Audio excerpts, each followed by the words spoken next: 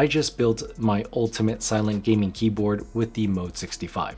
In this video, I'll be discussing the benefits of a silent keyboard, the specs and sound test, should you get one, and what are your options if you're interested in this keyboard.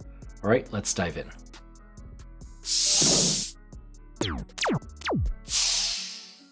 In my opinion, a truly silent keyboard isn't something that you can get from your local store or retailer anytime you want. And I'm talking about both mechanical and membrane. But keep in mind that what is considered silent enough will be subjective from person to person. So if you found a silent, non-custom pre-built keyboard from a retailer that you're happy with, then great. I personally have not found one that's actually silent and really good quality to my liking without going custom or doing some decent amount of modding. Now the benefits. Silent keyboards are something I like because they are very practical and have good purpose. For the general public, especially outside of the custom mechanical keyboard hobby, based on comments and DMs I get, most people prefer a quiet and non-intrusive typing experience. For example, teenagers who like to stay up late at night and game with their friends while their parents are asleep, or college students who are pulling all-nighters, typing away at their midterm papers and don't want to disrupt their roommates, and working professional adults who want a comfortable keyboard that doesn't annoy their coworkers in the adjacent cubicles at their grueling 9-to-5s that they already have to tolerate. And personally for me, I'm not a big headset or headphones guy. I'd much prefer using speakers or earbuds because I don't like things hugging my face and skin. It's a comfort thing. I only throw on a headset if I need to use a mic without feedback from the speakers. So, to truly enjoy the sound of my speakers while gaming, listening to music, or just watching media in general, it's better if the keyboard I'm typing on is quiet.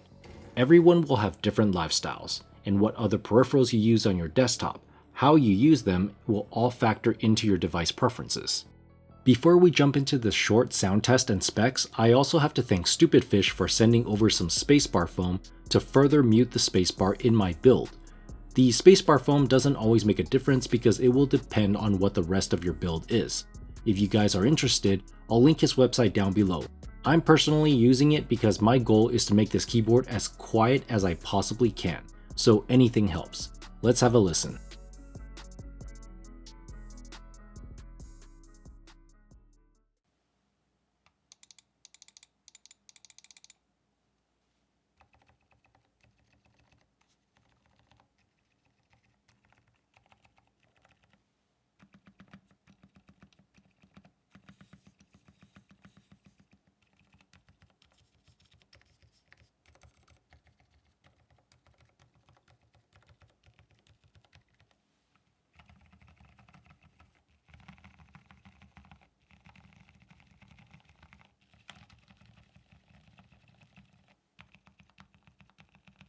Building the custom keyboard Mode 65 is quite easy. I do have a tutorial strictly for how to build it step by step on my channel if you decide to buy one. My personal unit was configured with a black top and silver mirror bottom as well as a silver mirror back piece. I wanted to keep a neutral color theme and I love shiny things. The brass pieces are quite heavy and I also built it with a stack mount, which means the keyboard is loaded with the optical silicone base dampener and plate foam to make the entire board as muted as I possibly can make it. My choice of plate was carbon fiber because it was something I personally have never tried before.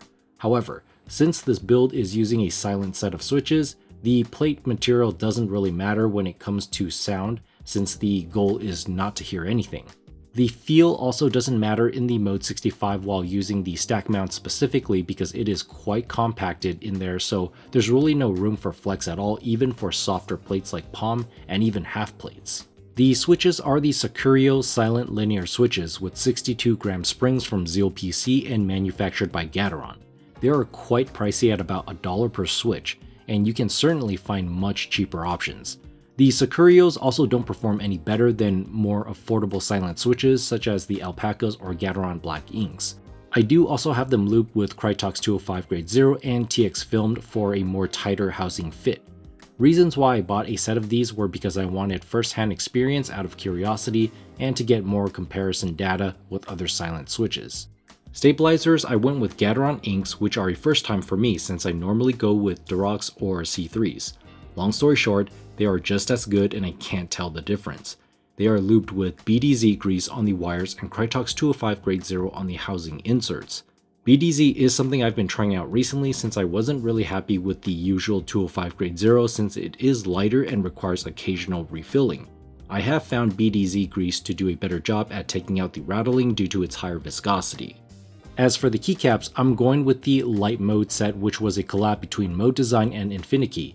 It features black legends on white keycaps that fit the neutral look I'm going for, and it's also dice-up PBT, which will also have less wear and tear on the surface compared to something like ABS keycaps from GMK. ABS keycaps are known to shine really quickly, and that's not something I'm into. Additionally, wear and tear is something that will be inevitable over time regardless of material. But I like to take extra steps to accommodate that, such as using lighter colored keycaps where any surface shine or diminishing paint job is less visible compared to darker colored keycaps. Now, I am normally a TKL format user when it comes to keyboards, but since this is just used for gaming, I don't mind going down to a 65% here, allowing more real estate on my desk for any big swinging movements for my mouse. I pretty much never touch anything on the far right side of the keyboard or use the F-roll keys during gaming sessions, but for productivity and general use, I'll have to switch over to my Mode 80 or Mr. Suit TKL. One of the things I regret about my Mode 65 is the fact that I went with the nice and shiny brass bottom in my initial purchase. As beautiful as it looks and as premium as the weight feels in your hands, I think a gaming keyboard is best when it's not this heavy.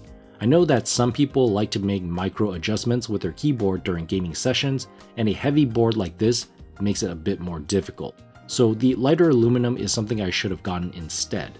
Additionally, the brass bottom is easy to scratch compared to the aluminum, so you'll really have to baby it.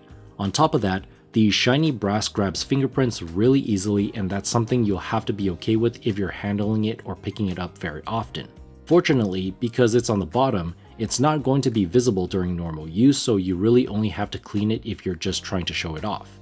After spending some time with the brass bottom build, I decided to order a black aluminum bottom, and I gotta say, it's a lot easier to handle and better peace of mind. There's also a huge difference in weight between the brass and aluminum configuration.